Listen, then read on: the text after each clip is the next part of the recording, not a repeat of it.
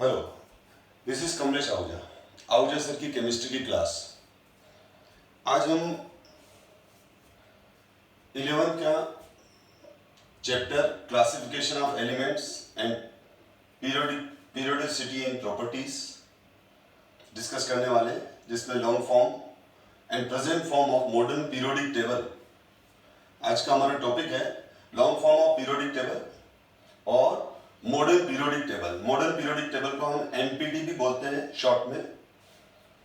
इसके बारे में डिस्कस करेंगे और लेकिन मॉडर्न पीरियोडिक टेबल के बारे में डिस्कस करने से पहले जो मॉडर्न पीरियोडिक टेबल एमपीटी बोलूं, मैं मॉडर्न पीरियोडिक टेबल को एमपीटी बोलूंगा। तो एमपीटी का जो पूरा अरेंजमेंट है, मॉडर्न पीरियोडिक टेबल का जो पूरा का पूरा अरेंजमेंट है, ये वाली मॉडर्न पीरियोडिक टेबल अभी आपके सामने मॉडर्न पीरियोडिक टेबल डिस्प्ले हो रही है। ये पीरियोडिक टेबल है। हम इस पीरियोडिक टेबल के अरेंजमेंट को समझेंगे। ये पीरियोडिक टेबल कि इनमें ये एलिमेंट्स का जो ये अरेंजमेंट है, ये ब्लॉक्स क्या हैं, वर्टिकल रोज क्या हैं, हॉरिजॉन्टल कॉलम्स क्या हैं, वर्टिकल रोज क्या हैं, और इन एलिमेंट्स को पीरियोडिक टेबल में किन कंसेप्ट्स के बेस पर अरेंज किया हुआ है, ग्रुप पीरियड के बारे में डिस्कस करेंगे।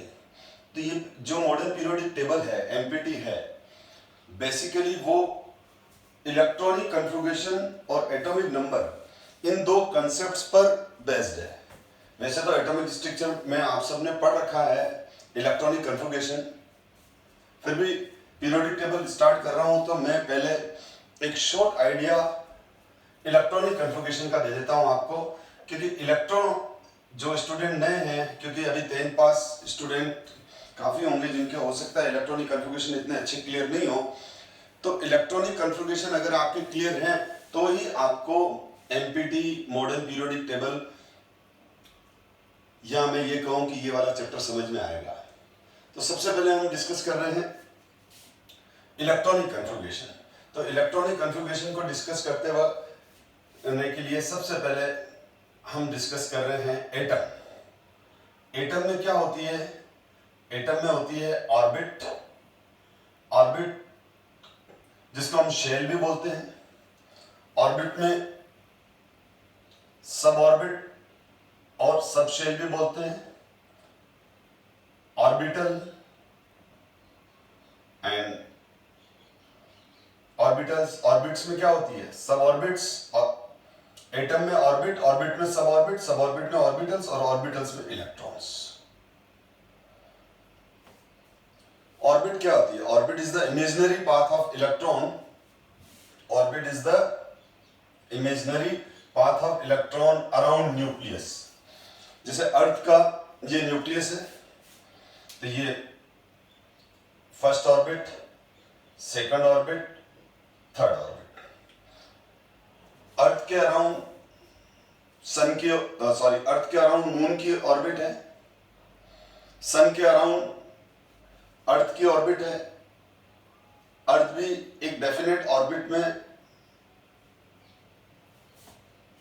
रिवॉल्व कर रहा है। उसी तरह से न्यूक्लियस के चारों तरफ भी इलेक्ट्रॉन रिवॉल्व करते हैं। तो न्यूक्लियस के चारों तरफ जब ये इलेक्ट्रॉन रिवॉल्व करते हैं, तो जिस पाथ पर ये इलेक्ट्रॉन रिवॉल्व कर रहे हैं, इन पाथ को हम ऑर्बिट कहते हैं। Orbit is the imaginary path of electron around nucleus. तो इनको हम ऑर्बिट्स भी कहते हैं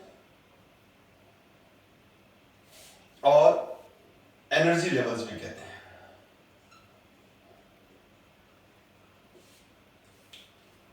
ये ऑर्बिट्स हैं और एनर्जी लेवल्स हैं। एनर्जी लेवल्स क्यों कहते हैं, हम अभी डिस्कस कर रहे हैं इसके बारे में। क्योंकि न्यूक्लियस पर पॉजिटिव चार्ज है और इलेक्ट्रॉन पर नेगेटिव चार्ज है।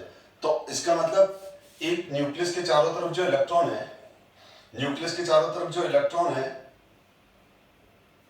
वो न्यूक्लियस के चारों तरफ जब रिवॉल्व कर रहा है, तो वो जो सर्कल बन रहा है, इस सर्कल को, क्योंकि 2D में तो मैं सर्कल के फॉर्म में एक्सप्लेन कर रहा हूं, तो इस 2D में एक्सप्लेन कर रहा हूं, तो इस सर्कल को हम ऑर्बिट कह रहे हैं। तो न्यूक्लियस और ऑर्बिट के बीच में फोर्स ऑफ अट्रैक्शन होगा, क्योंकि इलेक्ट्रॉन पर नेगेटिव चार्ज है और न्यूक्लियस पर पॉजिटिव चार्ज है। तो सबसे पहला जो इंपॉर्टेंट कंसेप्ट है जो आपको लगातार 12th एंड तक काम आता रहेगा वो ये है कि एनर्जी जो होती है वो डायरेक्टली प्रोपोर्शनल तो होती है रिपल्शन फोर्स और इनवर्सली प्रोपोर्शनल होती है अट्रैक्शन फोर्स। इनवर्सली प्रोपोर्शनल होती है अट्रैक्शन फोर्स। एनर्जी जितना ज्यादा अट्रैक्शन फोर्स होगा एनर्जी उतनी कम होगी। डायरेक्टली प्रोपोर्शनल का मतलब होता है साथ साथ बढ़ना, जैसे energy directly proportional to repulsion.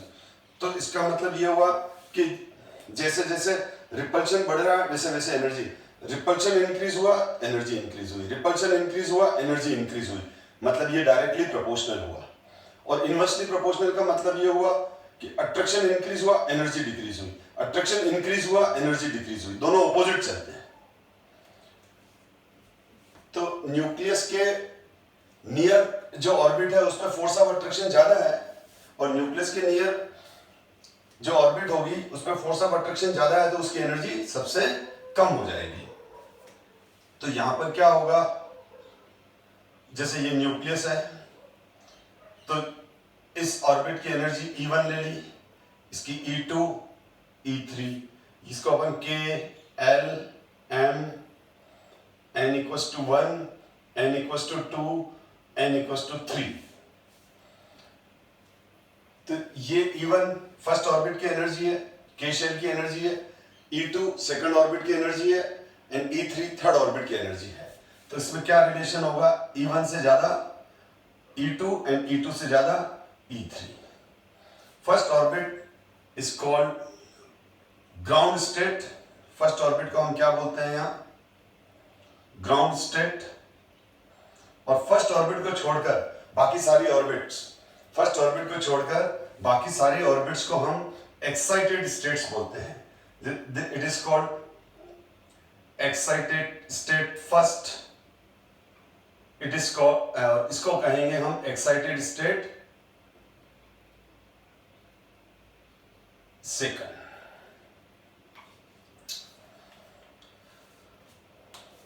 तो हम न्यूक्लियस से जैसे जैसे दूर जाएंगे वैसे वैसे फोर्स ऑफ अट्रैक्शन कम होता जाएगा, फोर्स ऑफ अट्रैक्शन कम होता जाएगा तो एनर्जी इंक्रीज होती जाएगी।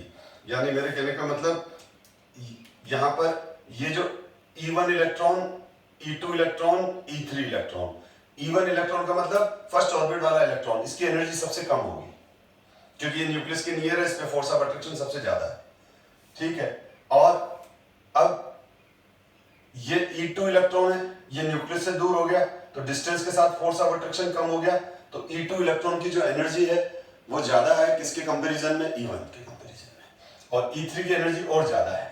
खैर ये सब चीजें हम एटम में एटॉमिक स्ट्रक्चर चैप्टर में डिस्कस करते हैं, पर मैंने क्या कहा थोड़ा सा पीरियोडिक टेबल स्टार्ट करेंगे तो मैं थोड़ा सा आपको एटम का बेसिक बता रहा हूं। मैं एटम पढ़ा नहीं रहा हूं अभी, मैं एटम का खाली बेसिक बता रहा हूं ताकि आपको पीरियोडिक टेबल को अंडरस्टैंड करने में कोई दिक्कत नहीं आए। अब क्या है, तो पहला की पॉइंट तो आप ये लर्न करें कि energy directly proportional to repulsion force, inversely proportional to attraction force. More is the attraction, less is the energy. Now अब एटम अंदर से कैसा है, जैसे किसी सेल को हम सेल को, एनिमल सेल है, प्लांट सेल है, तो उस सेल को जब हम माइक्रोस्कोप के नीचे देखते हैं तो उसके अंदर nucleus, Golgi body, endoplasmic reticulum, mitochondria, chloroplast अगर प्लांट सेल है तो इस तरह से डिफरेंट अंदर सेल ऑर्गेनिज्म दिखते हैं। तो सिमिलरली अगर एटम को अंदर से देखें तो एटम अंदर से कैसा है देखो। और इससे पहले मैं क्लियर कर दूं, ऑर्बिट का सिंबल हम लेते हैं n, डिनोट करते हैं n से, n equals to 1 2 3 4, it is called K L M N। Sub orbit S P D F। Sub orbits क्या होती है, SPDF। सब ऑर्बिट्स क्या है, SPDF। डिटेल एटम में पढ़ेंगे, यहां अपन पढ़ चुके हैं।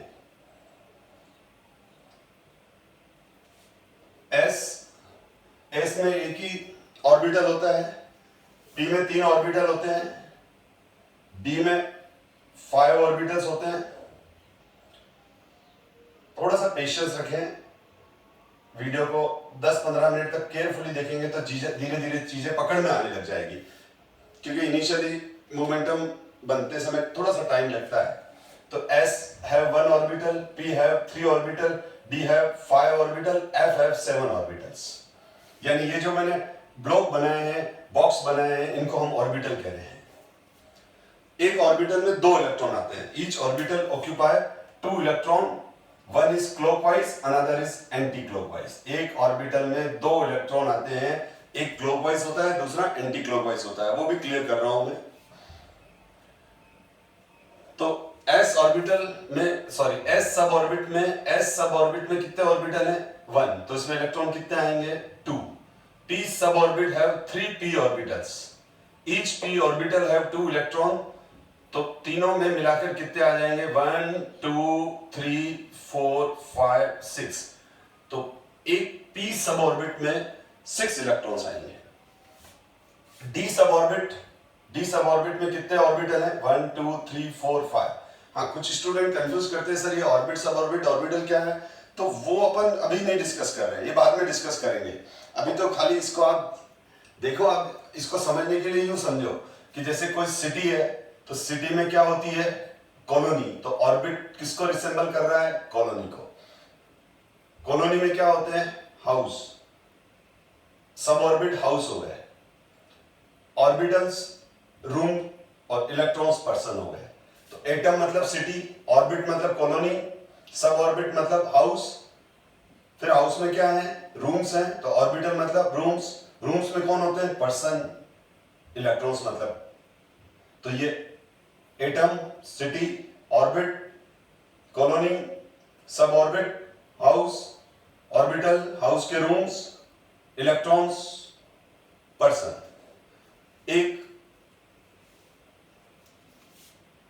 एक ऑर्बिटल में, एक रूम में 2 पर्सन। तो ये रूम्स को बता रहे हैं। तो डी में कितने रूम है? 1 2 3 4 5। डी में कितने ऑर्बिटल हैं? 5 ऑर्बिटल है। Each orbital have maximum 2 electrons, तो कितने हो जाएंगे? डी में कितने इलेक्ट्रॉन्स मिलेंगे? 10। इसलिए लिखते हैं D10। D10 का मतलब डी में 10 इलेक्ट्रॉन। एफ में 14 हो जाएंगे। 1 2 3 4 5 6 7 8 9 10 11 12 1 2 3 4 5 6 7। एक कम बना हुआ है।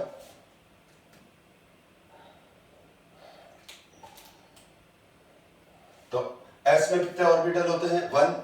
P में कितने ऑर्बिटल होते हैं? 3। D में 5 ऑर्बिटल, F में 7 ऑर्बिटल्स, और एक ऑर्बिटल में 2 इलेक्ट्रॉन्स होते हैं। तो इसको आप माइंड में रखो कि एटम में क्या है? ऑर्बिट है। ऑर्बिट में फिर क्या है? सब ऑर्बिट है। सब ऑर्बिट में क्या है? ऑर्बिटल है। ऑर्बिट को हम मेन एनर्जी लेवल कहते हैं, सब ऑर्बिट को सब एनर्जी लेवल्स कहते हैं।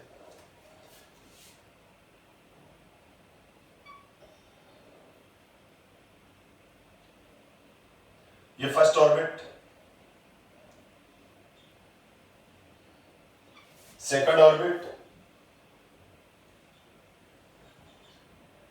Third orbit,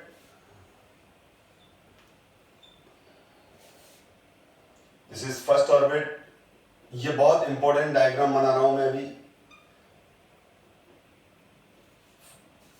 first, second, third, fourth. This is K shell, KL M N। First orbit में एक ही सब ऑर्बिट होता है S। सेकंड में 2 सब ऑर्बिट्स होती है S and P, S P D, S P D and F।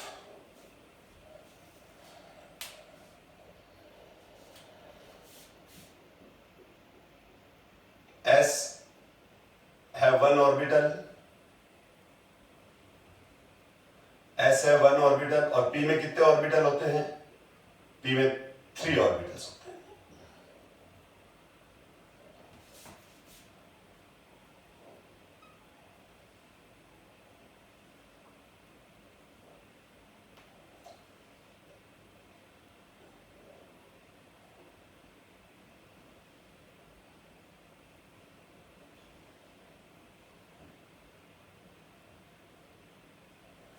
Similarly S और फिर ये आगे है।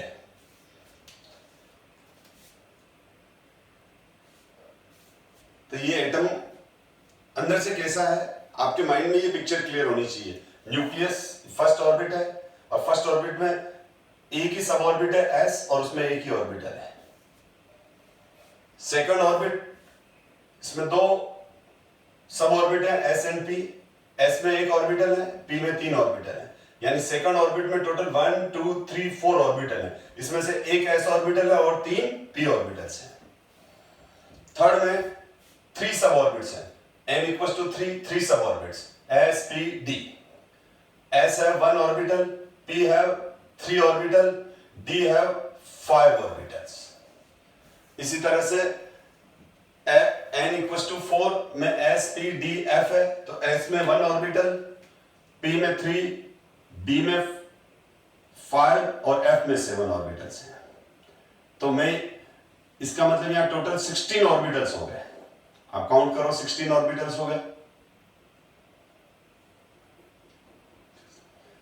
1 + 3 + 5 + 7 16, तो n स्क्वायर।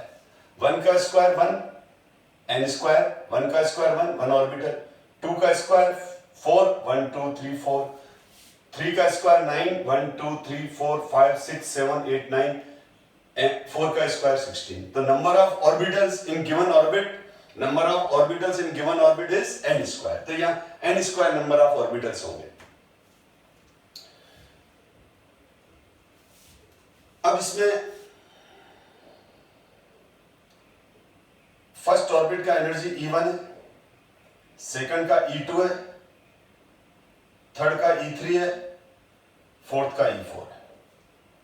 ये फर्स्ट ऑर्बिट का एनर्जी, सेकंड ऑर्बिट का एनर्जी और ये थर्ड ऑर्बिट का एनर्जी। फर्स्ट ऑर्बिट को मैंने क्या कहा, ground state. Second orbit excited state first, third orbit excited state second, fourth orbit excited state third. मैं जैसे जैसे न्यूक्लियस से दूर जाऊंगा फोर्स ऑफ अट्रैक्शन डिक्रीज होगा, एनर्जी विल इंक्रीज, यानी E1 से ज्यादा एनर्जी E2, E2 से ज्यादा E3, E3 से ज्यादा E4 की।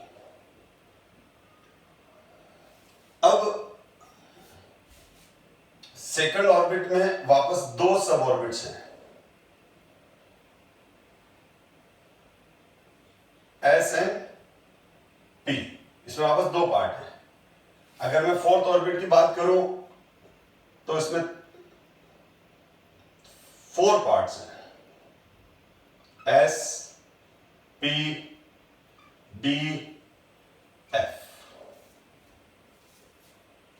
इसी तरह से यहां 3 है, SPD। अब यहां पर देखो आप, फर्स्ट ऑर्बिट से ज्यादा एनर्जी सेकंड। अब सेकंड में भी 2 पोर्शन है, S न्यूक्लियस के ज्यादा पास है P के कंपैरिजन में। S न्यूक्लियस के ज्यादा नियर है किसके कंपैरिजन में, P के। तो S न्यूक्लियस के ज्यादा पास है P के, तो S पर फोर्स ऑफ अट्रैक्शन ज्यादा है P के कंपैरिजन में, तो S की एनर्जी कम होगी, P की ज्यादा होगी। मैंने इसलिए कहा था, आप ये ध्यान रखो, energy is inversely proportional to attraction force. और इसी तरह से S से ज्यादा दूर P, P से ज्यादा दूर D, D से ज्यादा दूर F। तो इन दोनों में फिर इसकी एनर्जी कम है, इन तीनों में इसकी एनर्जी कम है, फिर इसकी ज्यादा, फिर इसकी ज्यादा, इस तरह से आगे चलेगा। लेकिन हम आगे कुछ एक्सेप्शन आते हैं, वो हम बाद में डिस्कस करेंगे। पहले अपन नॉर्मल कंसेप्ट को सीख रहे हैं। अब बेसिकली मैं 1-2 चीज और क्लियर कर दूं कि एटम में न्यूक्लियस के अराउंड, एटम में न्यूक्लियस के अराउंड इलेक्ट्रॉन, न्यूक्लियस के अराउंड इलेक्ट्रॉन रिवॉल्व भी करते हैं, साथ में अपने एक्सिस पर रोटेट भी करते हैं। जैसे लट्टू कैसे अपने एक्सिस पर रोटेट करता है, फैन कैसे अपने एक्सिस पर रोटेट करता है, वो रोटेशन है। तो इलेक्ट्रॉन बेसिकली इलेक्ट्रॉन जो होता है, वो इलेक्ट्रॉन एक साथ दो मोशन मेंटेन करता है, rotation as well as revolution. Revolution तो न्यूक्लियस के चारों तरफ होता है, रिवोल्यूशन न्यूक्लियस के, ये रिवोल्यूशन, ये पेन मार्कर को रिवॉल्व करवा रहा हूं मैं, तो ये रिवोल्यूशन। और साथ में वो अपनी धुरी पे, मतलब वो अपने एक्सिस पर रोटेट भी करता है, ये इस तरह से जैसे फैन रोटेट करता है। तो ये रोटेशन दो तरह का हो सकता है, क्लॉकवाइज या फिर एंटी क्लॉकवाइज। तो न्यूक्लियस के अराउंड इलेक्ट्रॉन जो रिवॉल्व कर रहे हैं वो वापस दो पार्ट में डिवाइड हो जाते हैं। कौन से दो पार्ट में डिवाइड हो जाते हैं? एक तो क्लॉकवाइज रोटेटरी और दूसरा, एक तो क्लॉकवाइज रोटेशन और दूसरा एंटी क्लॉकवाइज रोटेशन। ये रोटेशन है। अब यहां पर जो इलेक्ट्रॉन है वो क्लॉकवाइज और एंटी क्लॉकवाइज रोटेट करता है। जब वो क्लॉकवाइज रोटेटरी इलेक्ट्रॉन को हम लोग अब इस तरह से रिप्रेजेंट, अगर ऐसा कहीं ये है तो इसका मतलब क्लॉकवाइज रोटेशन इलेक्ट्रॉन है, और अगर ये ऐसा है तो वो एंटी क्लॉकवाइज रोटेशन इलेक्ट्रॉन है।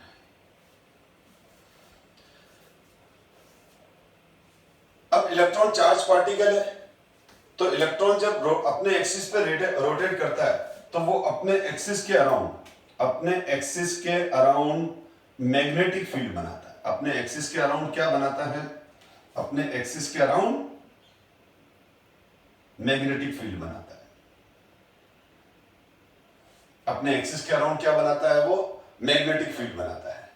अब ये जो ब्लू शेड है वो मैग्नेटिक फील्ड को बता रही है। इसको आप कंफ्यूज मत करें।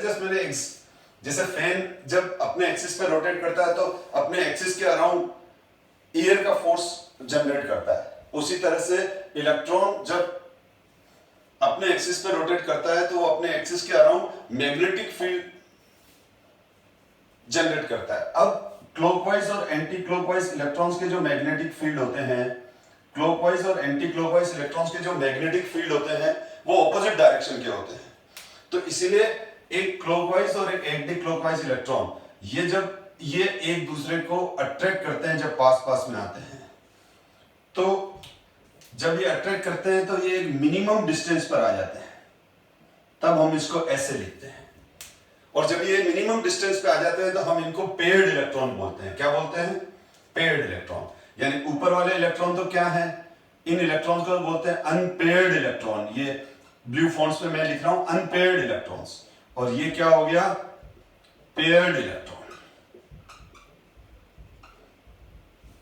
ये पेयर्ड इलेक्ट्रॉन्स हो गए। तो ये दोनों तो अनपेयर्ड इलेक्ट्रॉन्स है और ये पेयर्ड इलेक्ट्रॉन्स है। अनपेयर्ड इलेक्ट्रॉन तो जैसे ये, मैं इसको एक्सप्लेन करूं तो आप इसको यूं समझे,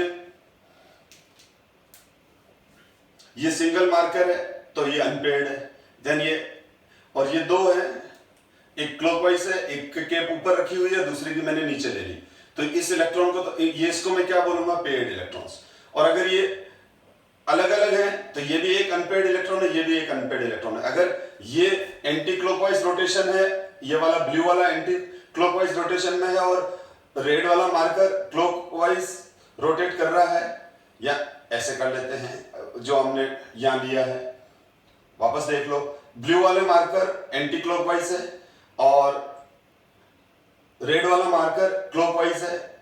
इन दोनों के मैग्नेटिक फील्ड अब ये अपने सराउंडिंग क्या क्रिएट कर रहे हैं? अपने चारों तरफ मैग्नेटिक फील्ड बनाए हुए हैं।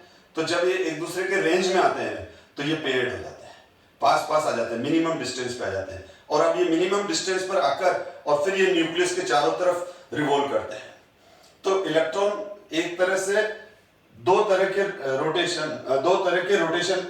इलेक्ट्रॉन दो तरह के मोशन मेंटेन कर रहा है, रिवॉल्यूशन और रोटेशन। फिर रोटेशन भी वापस दो तरह का हो गया, क्लॉकवाइज रोटेशन और एंटी क्लॉकवाइज रोटेशन।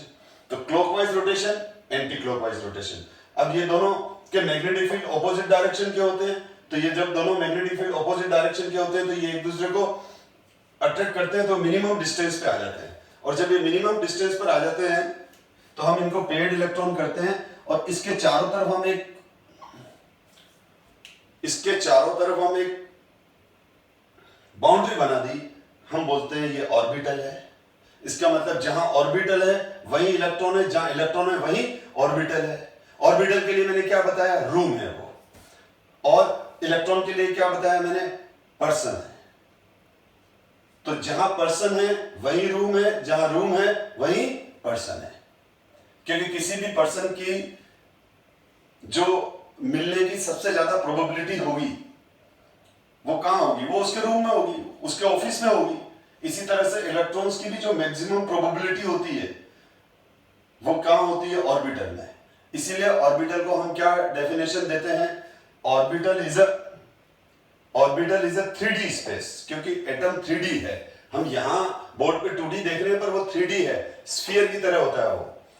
तो orbital is the 3D space around nucleus और in the atom where probability to finding electron is maximum. वापस ध्यान से सुनना, मैं धीरे धीरे बोल रहा हूं। ऑर्बिटल क्या है, बेसिकली आपको एनसीईआरटी बुक की ही डेफिनेशन बोल रहा हूं मैं।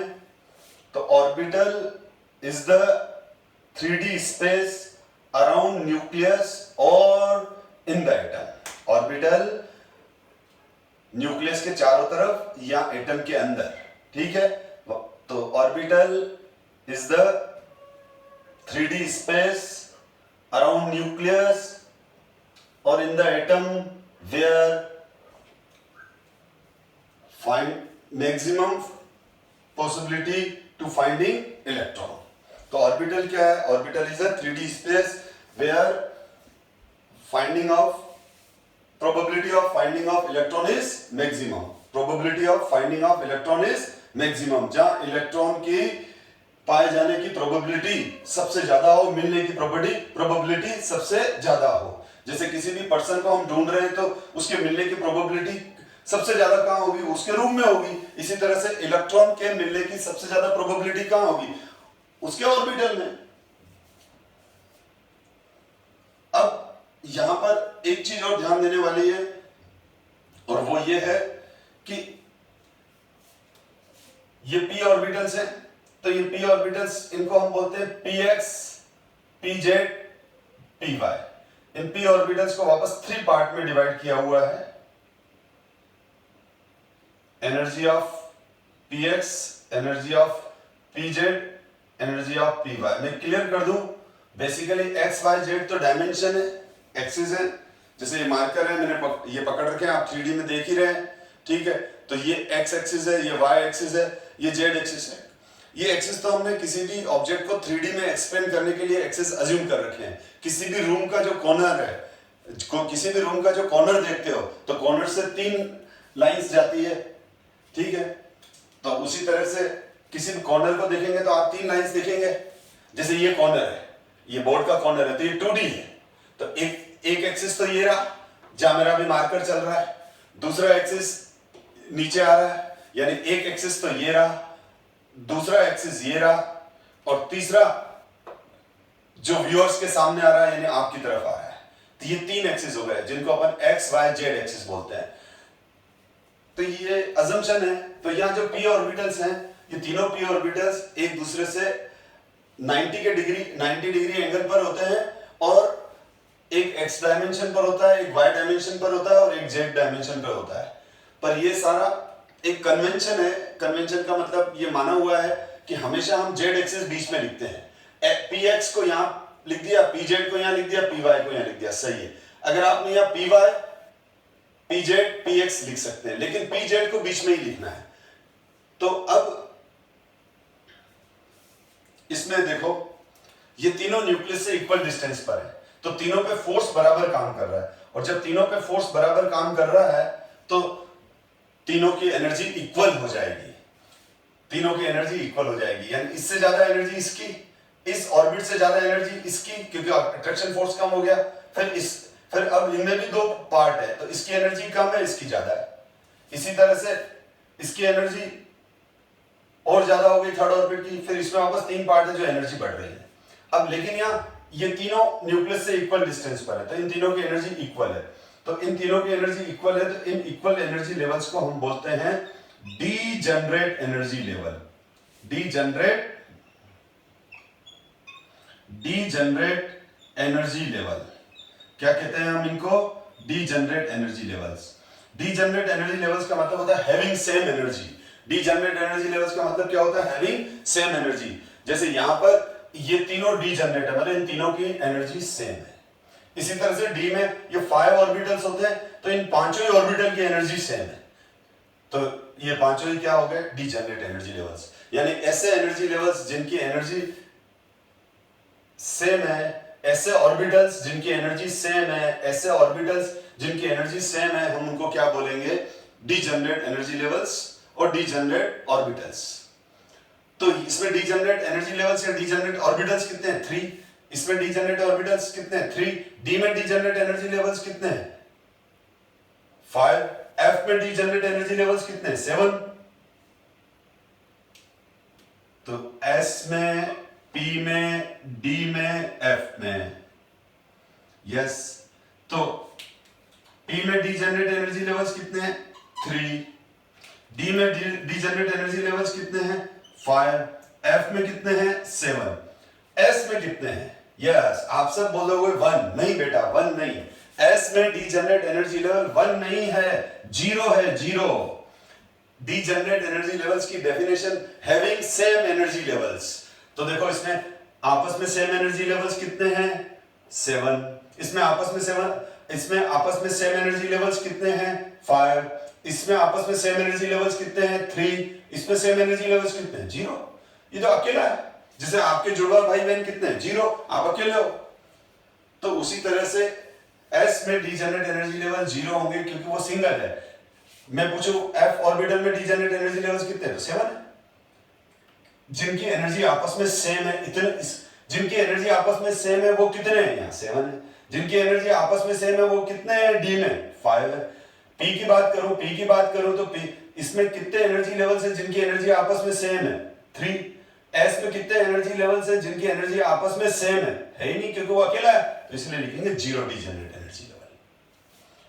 तो अगर मैं वापस समझ दूं तो ऑर्बिटल की डेफिनेशन तो क्लियर हो गई कि orbital is a 3D space in the atom where probability to finding electron is maximum, जहां इलेक्ट्रॉन के मिलने की सबसे ज्यादा प्रोबेबिलिटी है। नंबर 1, इलेक्ट्रॉन न्यूक्लियस के चारों तरफ रिवॉल्व भी करता है, रोटेट भी करता है, और जब इलेक्ट्रॉन रोटेट करता है तो वो क्लॉकवाइज और एंटी क्लॉकवाइज रोटेशन है। क्लॉकवाइज रोटेशन और एंटी क्लॉकवाइज रोटेशन के इलेक्ट्रॉन्स के मैग्नेटिक फील्ड ऑपोजिट डायरेक्शन के होते हैं। तो ये जब एक दूसरे की रेंज में आते हैं तो एक दूसरे को अट्रैक्ट करके एक मिनिमम डिस्टेंस पर आकर फिर न्यूक्लियस के चारों तरफ रिवॉल्व करने लग जाते हैं। अगर इस तरह से लिखा हुआ है, एक सिंगल इलेक्ट्रॉन है, क्लॉकवाइज सिंगल इलेक्ट्रॉन है या एंटी क्लॉकवाइज सिंगल इलेक्ट्रॉन है, तो हम उनको बोलेंगे अनपेयर्ड इलेक्ट्रॉन। तो ये अनपेयर्ड इलेक्ट्रॉन है, ये अनपेयर्ड। लेकिन ये जैसे ही नियर आ गए तो ये पेयर्ड इलेक्ट्रॉन हो गए, ये पेयर्ड इलेक्ट्रॉन हो गए। तो एक ये जो बॉक्स है, एक बॉक्स में 2 इलेक्ट्रॉन ही आ सकते हैं, यानी एक ऑर्बिटल में 2 इलेक्ट्रॉन आ सकते हैं। तीसरा इलेक्ट्रॉन डालते ही रिपल्शन स्टार्ट हो जाएगा, क्योंकि क्लॉकवाइज इलेक्ट्रॉन आपस में रिपेल करते हैं, एंटी क्लॉकवाइज इलेक्ट्रॉन आपस में रिपेल करते हैं। तो जैसे ही हम इसमें कोई एक थर्ड इलेक्ट्रॉन डालेंगे, जैसे मैं इसमें एक क्लॉकवाइज इलेक्ट्रॉन डाल रहा हूं, तो इसके अंदर जो प्रेजेंट पहले से ही क्लॉकवाइज इलेक्ट्रॉन है वो इससे रिपेल होने लग जाएगा। तो इसलिए एक ऑर्बिटल में 2 इलेक्ट्रॉन से ज्यादा नहीं आएंगे। अब दूसरी बात ये भी क्लियर हो गई कि एटम, ये रहा एटम, वापस देखो आप, ये रहा एटम। एटम में क्या होती है? ऑर्बिट 1 2 3 4 के एलिमेंट। ऑर्बिट में क्या होती है? सब ऑर्बिट। ये रहा sp d f। सब ऑर्बिट में वापस क्या होते हैं? ऑर्बिटल। p में 3 ऑर्बिटल, d में 5 ऑर्बिटल, f में 7 ऑर्बिटल्स। E1 से ज्यादा एनर्जी E2, E2 से ज्यादा एनर्जी E3, E3 से ज्यादा एनर्जी E4। हम न्यूक्लियस से जैसे जैसे दूर जाएंगे हम जैसे जैसे न्यूक्लियस से दूर जाएंगे फोर्स ऑफ अट्रैक्शन कम हो रहा है, फोर्स ऑफ अट्रैक्शन डिक्रीज हो रहा है। तो एनर्जी सॉरी हम जैसे जैसे न्यूक्लियस से दूर जाते हैं वैसे वैसे फोर्स ऑफ अट्रैक्शन डिक्रीज होगा और एनर्जी इंक्रीज होगी।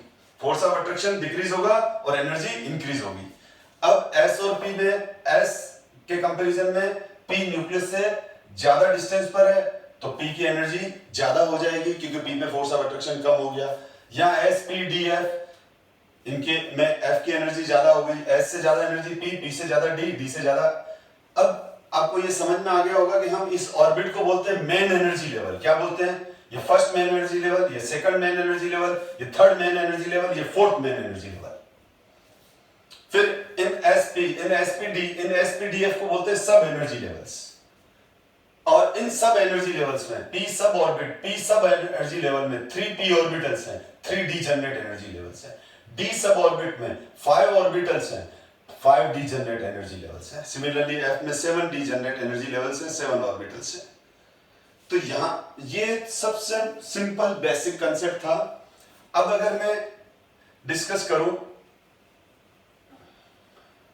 इलेक्ट्रॉनिक कन्फिगरेशन, तो basically electrons are fill in increasing order of energy. Electrons are fill in increasing order of energy. जो इलेक्ट्रॉन है वो सबसे पहले लोवेस्ट एनर्जी लेवल में जाएंगे।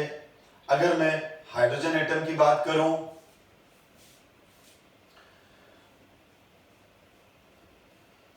तो हाइड्रोजन एटम में कितना इलेक्ट्रॉन होता है? हाइड्रोजन एटम में 1 इलेक्ट्रॉन होता है। चलो इसको हटा ही देते हैं। ध्यान दें आप, hydrogen atom, nucleus,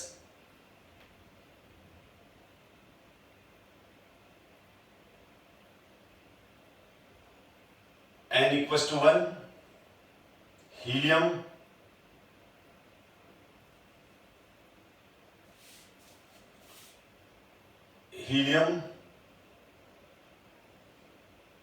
hydrogen, helium, lithium,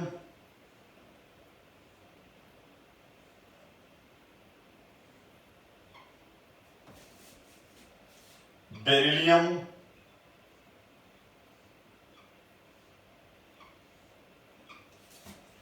boron,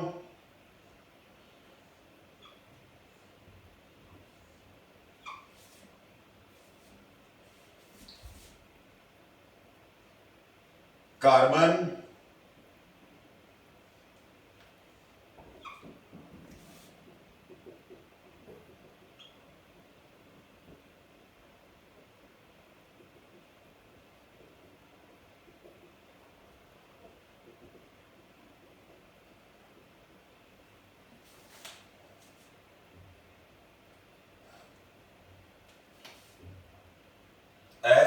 S में एक ऑर्बिटल,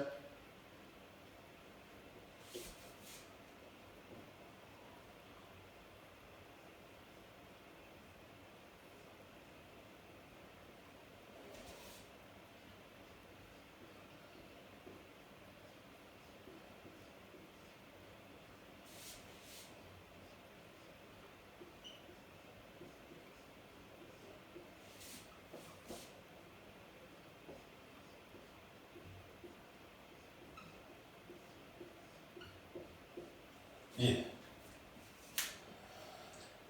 तो हाइड्रोजन में कितने इलेक्ट्रॉन है? 1, तो बस एक ही है। अब वो आप कैसे भी लिखो, क्लॉकवाइज एंटी क्लॉकवाइज चलेगा, कोई इश्यू नहीं है इसमें। तो अब मैं इसको क्या लिखूंगा? 1s1, 1s1, ये 1s1 हुआ, ये 1 n इक्वल्स टू 1, ये s और इसमें s में 1 इलेक्ट्रॉन। हीलियम में कितने इलेक्ट्रॉन है? 2। तो सबसे पहले लोवेस्ट एनर्जी लेवल में आएंगे इलेक्ट्रॉन। पहले फर्स्ट ऑर्बिट में आएगा इलेक्ट्रॉन, फिर सेकंड में, फिर थर्ड में। अब इस केस में मैं क्या लिखूंगा इसका? 1 का मतलब फर्स्ट ऑर्बिट, ये किसको बता रहा है? फर्स्ट ऑर्बिट को। और उसके बाद s, ये वाला, और इसमें ये 2 इलेक्ट्रॉन्स, ये वाले।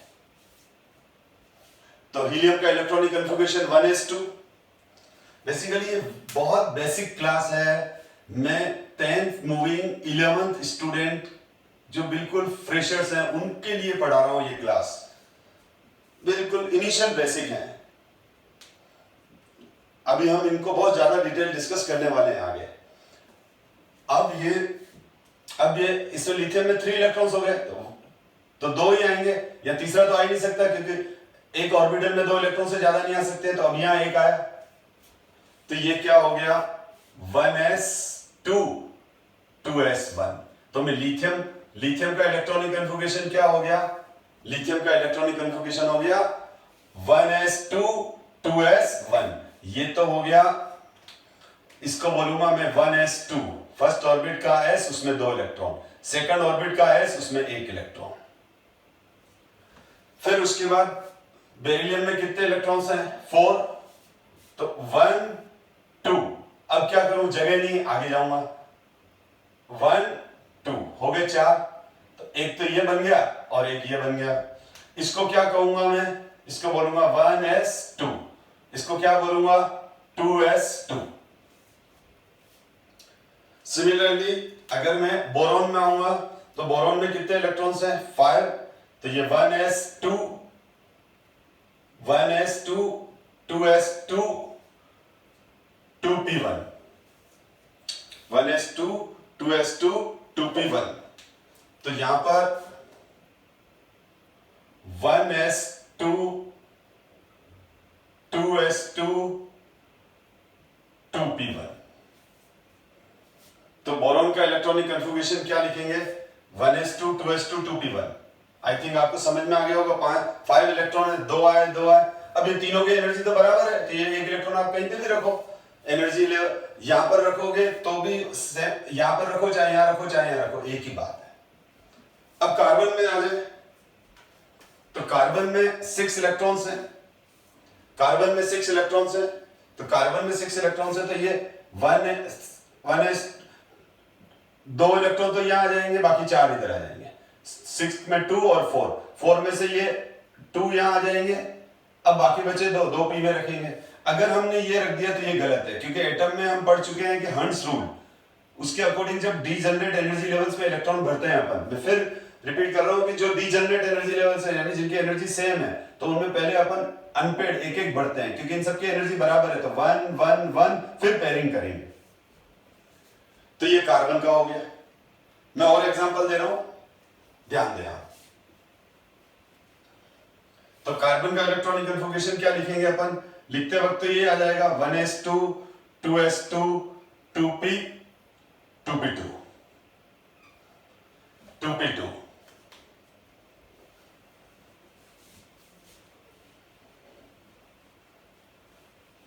यस।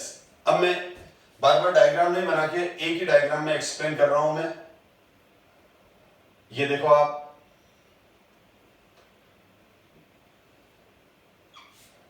ये n इक्वल्स टू 1, ये n equals to 2। s s p s में 1 और p में 3 orbitals.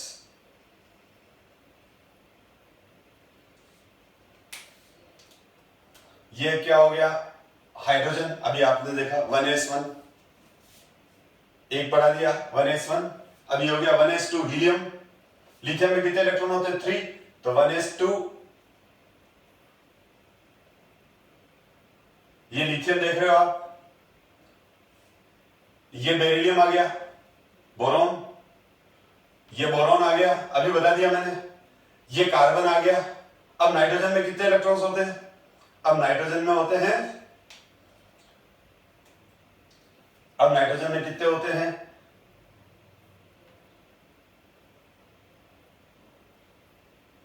Nitrogen, oxygen, fluorine, neon. ध्यान देना। अब मैं अगर नाइट्रोजन का इलेक्ट्रॉनिक कन्फिगरेशन लिखूंगा तो ये एक यहाँ आएगा 1 1 1 1। मैंने क्या कहा? नाइट्रोजन में 7 इलेक्ट्रॉन्स है, तो अभी आप नाइट्रोजन देख रहे हो 1s2 2s2 2p3। तो मैं उसको क्या लिखूंगा? 1s2 2s2 2p3 1s2 2s2 2p3। Oxygen, अब क्या हो गया? एक एक सब में आ गया। अब पेयरिंग करेंगे। तो हंस रूल यही बोलता है। हंस रूल एटॉमिक स्ट्रक्चर में डिटेल में डिस्कस करेंगे हम, या कर चुके हैं हम। जिन्होंने नहीं पढ़ा है तो उनको वो वापस पढ़ ले एक बार। तो और जिन्होंने नहीं पढ़ा है, मैं उनके लिए भी मैं ये चाहता हूं कि जिनका इलेक्ट्रॉनिक कन्फिगरेशन क्लियर नहीं है इतना ज्यादा कंसेप्ट, तो उनको थोड़ा क्लियर करके फिर ही पीरियोडिक टेबल में एंटर करूं मैं। 1s2 2s2 2p3 हो गया। अब मैंने एक और इलेक्ट्रॉन बढ़ा दिया, ऑक्सीजन हो गया। अब ऑक्सीजन में कितने इलेक्ट्रॉन्स होते हैं? 8, 1 2 3 4 5 6 7, 1 2 3 हंस रूल। फिर पेयरिंग स्टार्ट करेंगे। पहले जिनके एनर्जी सेम है, डीजनरेट एनर्जी लेवल्स है, तो 1 1 1 फिल करके फिर पेयरिंग करेंगे। तो अब क्या हो जाएगा? ये 1s2 2s2 2p4। ये ऑक्सीजन का इलेक्ट्रॉनिक कन्फिगरेशन हो गया। ऑक्सीजन के बाद ये आ जाएगा फ्लोरीन। फ्लोरीन में 9 इलेक्ट्रॉन है, तो ये हो जाएगा 1s2 2s2 2p5। फिर नियोन की बात करें तो नियोन में 10 इलेक्ट्रॉन्स है, हो गए 2 और 8, और इसका हो जाएगा 1s2 2s2 2p6। अब मैं और आगे बढ़ रहा हूं, 10 तक पहुंच गया। अब 11 कौन है? सोडियम। 11 कौन है? सोडियम है, Sp(D).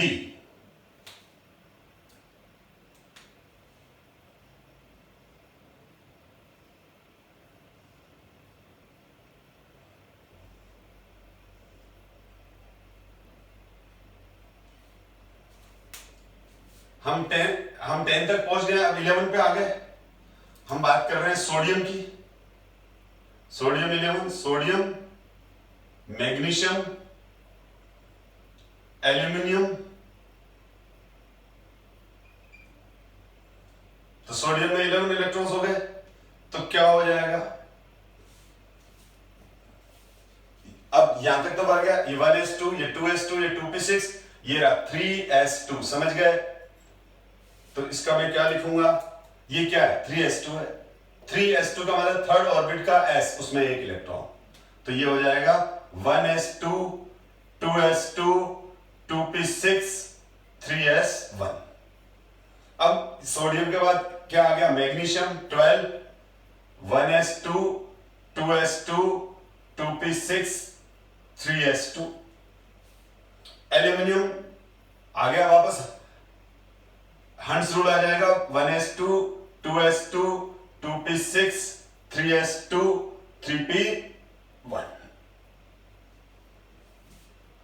अब ध्यान दो आप, aluminium, sodium, magnesium, aluminium, 14 number होता है सिलिकॉन का, 14। तो ये 1 2 3 4 5 6 7 8 9 10 11 12 13 और ये 14। वही हंस रूल लग गया, एक एक करके अनपेड इलेक्ट्रॉन भरेंगे, 1 1 अनपेड। तो अब क्या हो जाएगा? ये इसको क्या बोलूंगा? 1s2 2s2 2p6 3s2 3p2।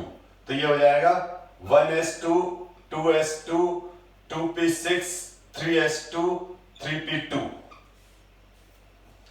अब मैं 15 फास्फोरस पे आ जाऊं, तो ये एक और इलेक्ट्रॉन बढ़ जाएगा, और ये 1 1 1 1 हो गया, और ये 1s2 2s2 2p6 3s2 3p या 2 है तो 3 हो जाएगा। अब इस तरह से एक एक इलेक्ट्रॉन आप बढ़ाते हुए चले जाओगे। तो ये मैंने केवल अभी बेसिक इलेक्ट्रॉनिक कन्फिगरेशन बताया, डिटेल में नहीं बताया मैंने अभी। ये जो बिगनर स्टूडेंट है उनके लिए है आज की क्लास, जिन्होंने अभी जस्ट 10 पास किया है। हो सकता है बहुत स्टूडेंट 9 10 में ये सब चीजें पढ़ लेते हैं, एनटीएससी या केवीपीएवाई के जो बच्चे प्रिपरेशन कर रहे हैं, इज अ डिफरेंट थिंग वो। अब इसमें क्या होता है कि हम इलेक्ट्रॉनिक कन्फिगरेशन लिखते वक्त लास्ट इनर्ट गैस लिख देते हैं। जैसे यहां पर अगर मैं देखूं तो 1s, ये क्या है? 1s2 2s2 2p6 क्या है ये? देखो आप, नियोन का इलेक्ट्रॉनिक कन्फिगरेशन क्या है? नियोन में 10 इलेक्ट्रॉन्स हैं। नियोन में 10 इलेक्ट्रॉन्स हैं, तो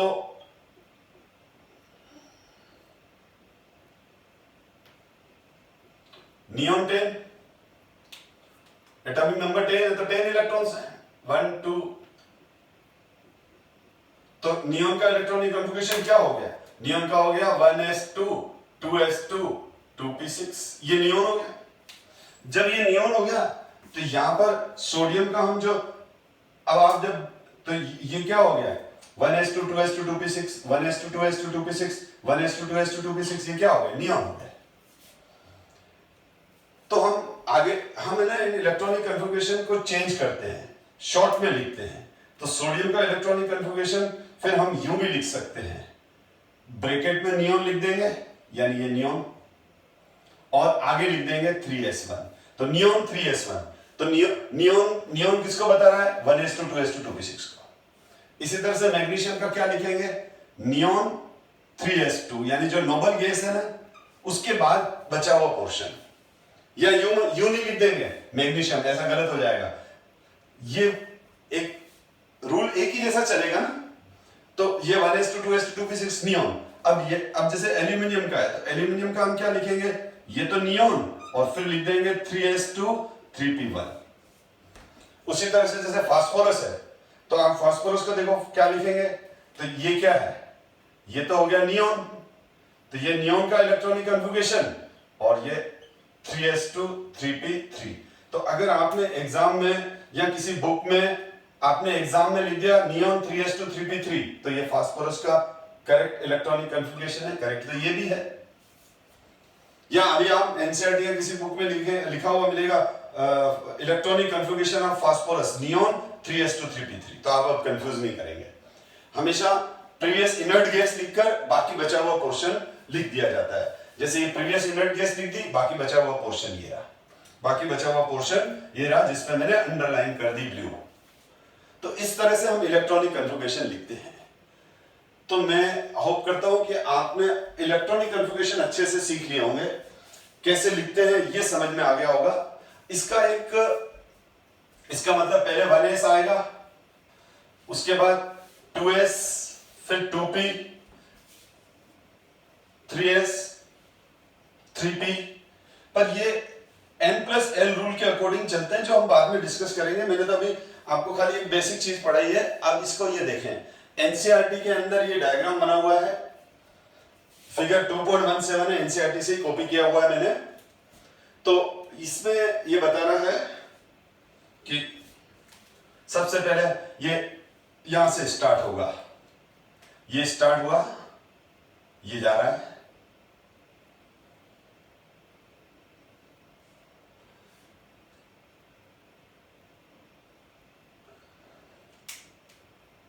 ये 1s लिखा हुआ है,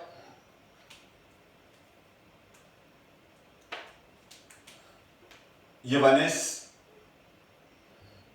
ये 2s। तो सबसे पहले 1s भरेंगे, फिर 2s भरेंगे, फिर 2p आएगा, फिर 3s आएगा। एक तरह से उसने पाथ बना दिया इसने। अब ये जरूरी नहीं कि आप याद रखो, उससे समझ में आ गया आपको। तो 1s, फिर उसके बाद 2s आएगा, उसके बाद 2p आएगा, उसके बाद 3s आएगा, 3s के बाद 3p आएगा, 3p के बाद 4s आएगा, 3d बाद में आता है। ऐसा क्यों होता है, ये हम n+l रूट एटम में डिस्कस कर चुके हैं, या आप पढ़ लेना उसको। 4p, 5s, तो ये जरूर ध्यान रखना कि 3p के बाद 3d नहीं आता है, 3p के बाद क्या आता है, 4s आता है। ऐसा क्यों, तो अभी जिनको नहीं मालूम है वो कंफ्यूज मत करो उसको, अभी उसको याद रख लो, ताकि आप आगे पीरियोडिक प्रॉपर्टीज में परेशान ना हो। लेकिन एटम में हम पढ़ चुके हैं वैसे ही चीज। तो 1s, उसके बाद 2s, उसके बाद 2p, उसके बाद 3s, उसके बाद 3p, 3p के बाद 4s, 4s के बाद 3d। ये ध्यान रखना, ये अभी याद रख लो कि 3p के बाद 4s आएगा, 4s के बाद 3d आएगा, 3d के बाद वापस 4p 5s आ जाएगा, ठीक है। और उसी तरह से ये आगे चलेगा, लेकिन हम इसको यहीं स्टॉप करते हैं, क्योंकि इसको अभी मैं ज्यादा अगर कॉम्प्लिकेटेड करूंगा तो आप कंफ्यूज हो जाओगे। एनीवे, अब हम आगे पीरियोडिक टेबल को डिस्कस करते हैं, क्योंकि पीरियोडिक टेबल में ये इलेक्ट्रॉनिक कन्फिगरेशन काम आते हैं।